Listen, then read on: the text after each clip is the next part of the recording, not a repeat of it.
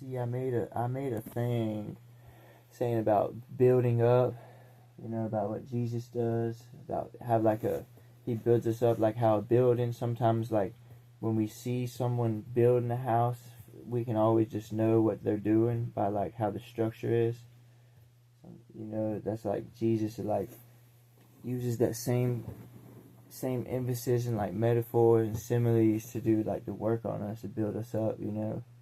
Sometimes he actually like how sometimes people build tear down their buildings to build it up though.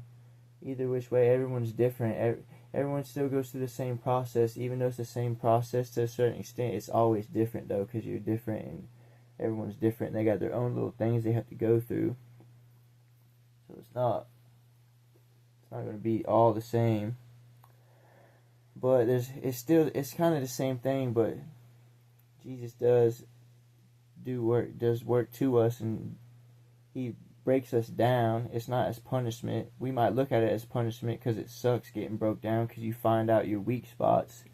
But that's how you find out what you need to strengthen on to get stronger. How you gonna know how you not gonna know, or how you gonna build yourself up if you don't know what you're weak as? Because you might not think you're weak in the area, but when you get shown, then you realize you're like, oh, you might be weak in that, or I might be weak in that, and then Jesus has to come in and help us and build us up. Sometimes that's what it takes, if you're trying to get stronger and like build yourself up with Jesus Christ. Because finding what you're weak at, sometimes you don't want to admit it, but that's what it has to take. But sometimes Jesus does break us down though. I do got some verses though to like kind of like back it up and put forth through it though. We got some Matthew chapter 7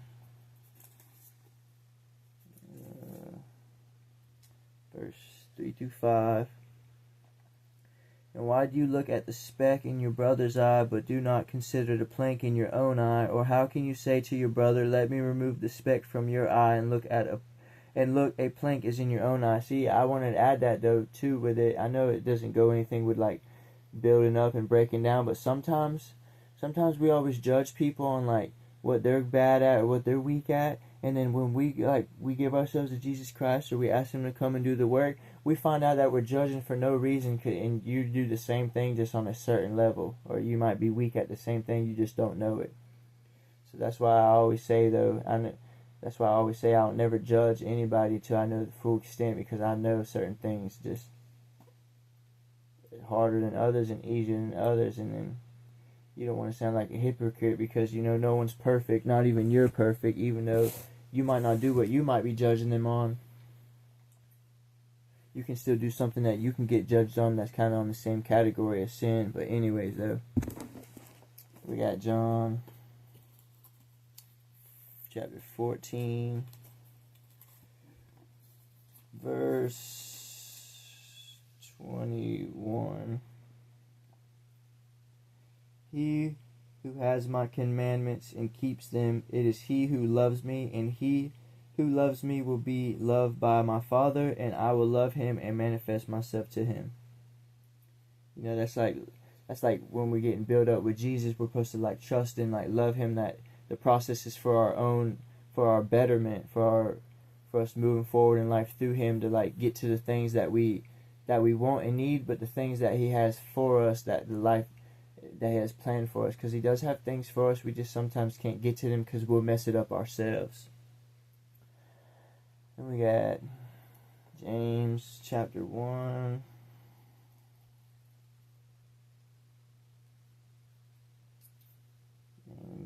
somewhere in the back.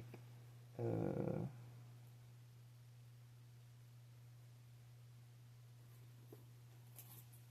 we go. James chapter 1 verse 2-4.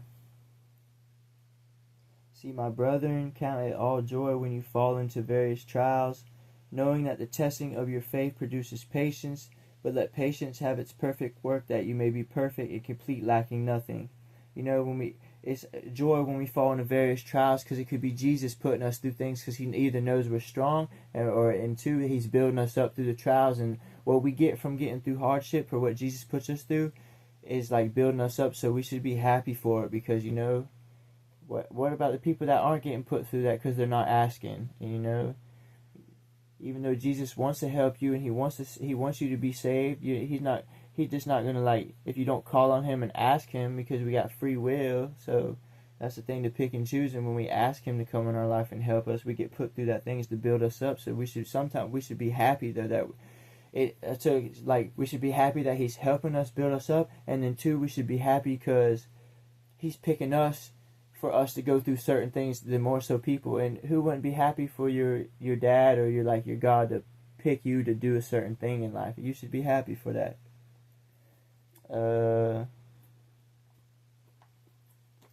We got Isaiah chapter 58.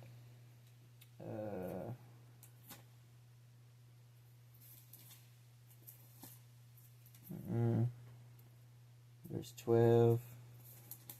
What does it mean? Those from among you shall build the old waste places. You shall raise up the foundations of many generations, and you shall be called the repairer of the breach, the restorer of streets to dwell in. So that's like, as everyone's like, we come behind everybody. Like, that's like when we ask Jesus to build us up, he might put us around like people that are like oldness of like old wisdom and age that's walked with him. So like we learn from them. So when we come behind them, Jesus puts it on them to teach us their ways and teach us like his ways. And so the more that we walk with him and he builds us up, we'll see what everybody else has. So like Jesus might put good people in your life to teach you his ways and show you his ways and show like how they've changed, and like showed from like how they used to be bad to like showing how like they went from bad to good. And then we can take from that and like build up from that in our own certain way, you know. Same thing on when I was talking about like building houses, and like when they get tore down, they can still, what if they didn't build it? They tore it down, but they're just building. They're still, even the foundation's still there. The land is still building off like old wisdom and what's already been there before, though. You know, that's the same thing with Jesus. We learn from the people that's before us, and learn from the people that's inside the Bible that we read about, that's like paved the way and went through all the stuff that they can like use to teach us too. That all comes with getting broke down, though, you know.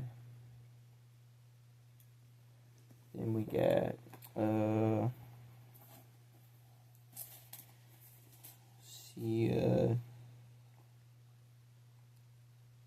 chapter 6.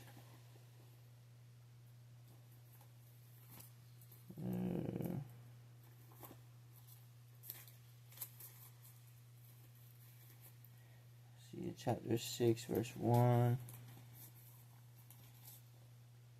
Come and let us return to the Lord, for he has torn, but he will heal us. He has stricken, but he will bind us up. You know, that's because, like, if it's Jesus building you down to build you up, he's like torn you, but he's doing that to heal you. Even though he puts you through hard things, he's only going to put you through what he knows you can handle. Not too much, not too little. Little bits at a time till you get stronger enough. Because when you get built down to get built up, you learn stuff about your life that hurts sometimes. And sometimes people aren't ready. Sometimes it takes a while. That's why it takes a long time. Sometimes it just doesn't happen overnight. It's a slow process walking with Jesus. There's always something to learn every day. The more that you walk with him and you get built up from getting built down. You got to get built down first to get built up. But, you know, that's the thing. You can't look at it as punishment. I do have this poem, and it's kind of old. It's from November 13th. But when we stare or turn towards, like, and put our eyes to look up, it's maybe because we see something we like or just staring off. Either way, it's the opposite of what Jesus has and will do to us, which is breaking us down. As we think it's to go to the bottom, the feeling will come thinking it's a punishment, the process feeling as you can't breathe, everything overwhelming like you're going to drown. But no, it's Jesus breaking you down. As going through the process, the sin, everything holding you back to become who Jesus made you to be, as the bad you're doing makes Jesus frown. Jesus didn't make you to be a sinful person, paving the way, showing you how to live a righteous life so you may enter heaven and receive the crown. which if you endured through trials and made it through everything of Jesus breaking you down. You know, because sometimes people get Jesus in their heart and want to get broke down, but they end up realizing that's not for them. Even though you accept Jesus in your life and you try to live his way, sometimes it's not for people. Sometimes people end up going back to the same thing and staying with it and not moving forward, and that's okay though. You know, it's going to make Jesus frown. I mean, he's not going to give up on you. He's always going to be waiting for you to come back, either if that's your choice or not. But that's it, though.